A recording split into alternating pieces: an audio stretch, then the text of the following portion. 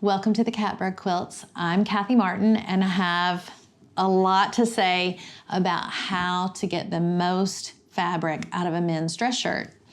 And so this is part 5. This is the last one. Stay with me. We're going to cover a lot of ground still.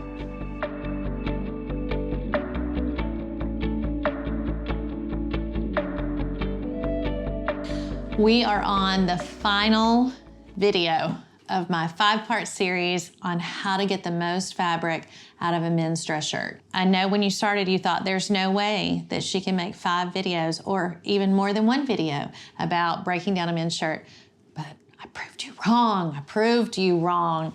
And so we've gotten to the exciting part, which is the big pieces of fabric. It's kind of like the gold mine of a men's dress shirt. So because of the way we did it, because of this clever taking the seams and all that kind of stuff out, the back has cut its own self out.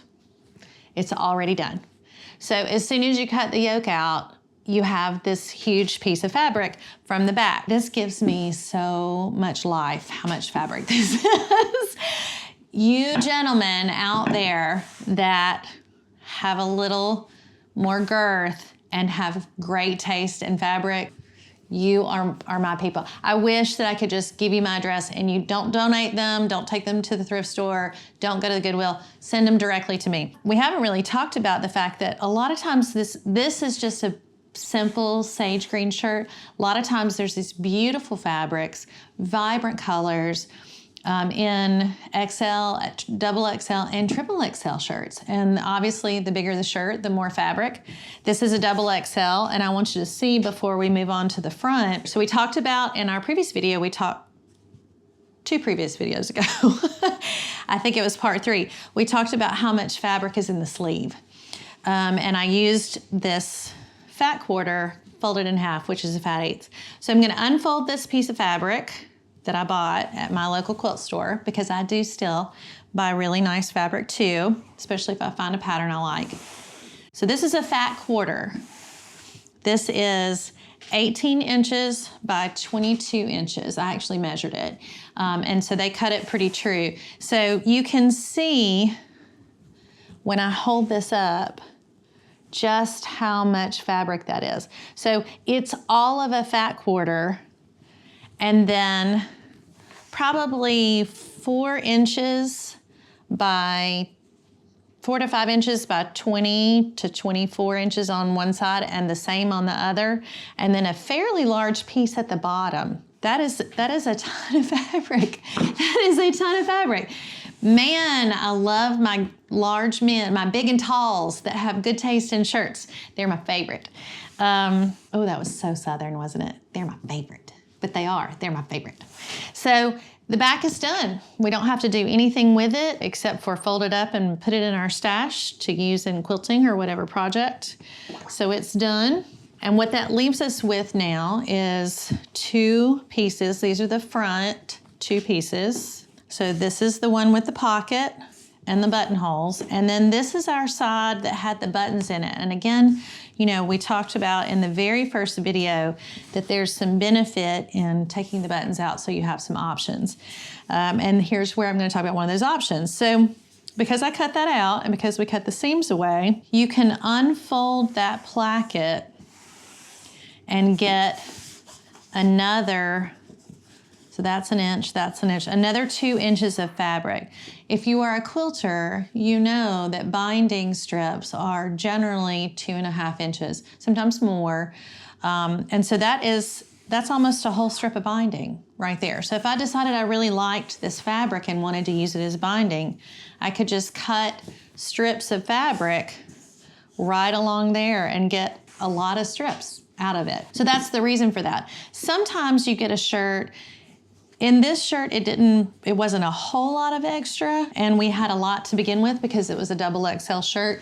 Sometimes you get a shirt that's a really nice fabric. This is a orange linen, which that's not something you would think that would be out there. Orange linen, who uses orange linen? But it's beautiful, it's so soft, it's been washed. I seam ripped this one and ended up with more than 2 inches, actually 2.5 inches, pretty close, strip all along this. And this fabric is so soft and such a good quality. To me, that is every bit worth the effort. I don't really mind that you can see in the detail shot that it has gotten some wear, and I don't mind that. I think that would actually be endearing in a quilt. And probably the quilting would cover a lot of it up anyway, but it's that kind of vintage used shirts. That's what makes this so fun. That's what makes it different than going to the fabric store and buying a bolt of fabric. I'm turning it over and you can see in the detail that it hasn't gotten that wear, and because there's no right or wrong side on this fabric, you could totally use the back side if you didn't like that worn fold edge. That's actually the whole reason why we got rid of the buttons to begin with, so that we could do that if we wanted to. Now we have gotten to our shirt with a pocket. I'm gonna cut down this placket right along an imaginary line that runs to the outer edge, well, it depends on which way you look at it, of the buttonhole. Let me show you in the detail. So here's the buttonhole. I'm gonna go just right here to my left of that buttonhole. And I'm just imagining a whole invisible line. And I'm just gonna cut that all the way so that I have a relatively straight, well, that wasn't straight at all. It was not straight at all. Relatively straight line, and it gives me a nice clean edge for this shirt, this side of the shirt. And so now that's there. So this shirt has a pocket. The golden ticket of the men's shirts would be a double or a triple XL with no pocket. So you have some decisions to make. And really quickly, basically it boils down to how reinforced the pocket is. If the pocket is very highly reinforced right there where it meets the edge, you can spend a whole lot of time and energy and still tear up that part of the shirt. And you have to pick at it and cut it and seam rip it. And so sometimes it's not worth it. And I'll show you an example of that really quickly. If I'm going to remove a pocket, I start at the bottom, and very much like our other videos, I just poke that little prong part in and kind of just start trying to nudge that apart. And I do not do it in the corner because there's a lot of fabric that's gathered there. And I just kind of get it started, and then there it goes. It did the thing. And it did it around the corner too. That's like the Holy Grail. You might be able to hear it. I wish I could get you to hear it. If I would stop talking, you could probably hear it. So it's just popping along beautifully. When you get to that part at the top where it is reinforced, right there, take care, slow down, and turn it, like just pull it apart enough where you can see those stitches, and this is the way I do it. And I do it like this almost every time, because that way I don't get this far and have made so much progress and then tear the shirt in the last moment. Gosh, that's so irritating to get so far. So that came out clean. Woo-hoo! So wonderful. And that will press out and with my iron. So you think, oh, it's got all these holes. It's okay. You just press the iron over it and it's great. So I'm not gonna spend the time to do that last little bit of pocket, even though it went super fast. I wanna show you either what not to do or what to do when you have a really difficult pocket. I bought this shirt because I loved this color. I was making a baby quilt. I wanted to have some baby blue, and I just thought it was gorgeous. And then I got it home and realized I had not been thoughtful enough. And there is a huge pocket reinforced with a button and a seam. Like,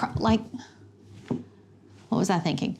Thankfully, it's a very big shirt, so I will still get a ton out of the back. But in this situation, it is so tightly reinforced on the corner. I could spend, knowing me, actually, I could probably spend hours trying to pick that apart. It is just not worth it. So I have two options. I can either cut this whole section. It might be worth it because there's so much fabric on the back. Or I could just cut this little section right here. So I'd take the button off and then just cut that probably 1/2 inch to 1 inch where that seam is. And so that still leaves from this point down as a big swath of fabric if I could get the corner and the bottom. If I can't get the corner and the bottom, I'm just gonna cut all that off. So there's a time where you go, it's worth it for every piece of fabric, and then sometimes it's not. In this case, I would say because there's this gigantic back, I've got enough fabric. I don't need that extra little bit. So, but you know, sometimes I get into a show and don't mind picking it to death. I've done that. So, and sometimes I pick it to death and still tear the shirt. So, you know, there's that. But anyway, so that is now, it's all done. Like I could sit here and talk and kill more time because I enjoy being here with you. But that gives you this minus the pocket, which again, let's use our quick little eyeball it. This is our fat 1/8, if you'll remember. Look at that. So it's all of a fat 1/8 plus all this side plus the bottom, left and right. So you end up with the bare minimum is 2 fat quarters, and then the sleeves are 2 fat 1/8, which is another quarter. So if this shirt were 3 times smaller, you would still have 3/4 of a yard of fabric, which is a ton of fabric. And this shirt was $6.99, I think, maybe $4.99. So, wow, what a great deal. And now I have all this usable fabric to make a one-of-a-kind quilt. And I've spent my time and energy in something rewarding, something unique, something that no one will be able to get anywhere else. I can't go buy it at a fabric store. It's not gonna look like anybody else's. And I've put my time and energy in something that gives me joy and life and makes me feel like I have something accomplished. In these times that we're in, that's nothing, that's no small thing. So I appreciate you being with me on this 5-part journey. I still have a lot to say, I'm not done, but I'm done with this for now. So thank you for watching. This is the Catbird Quilts, and I'm Kathy Martin.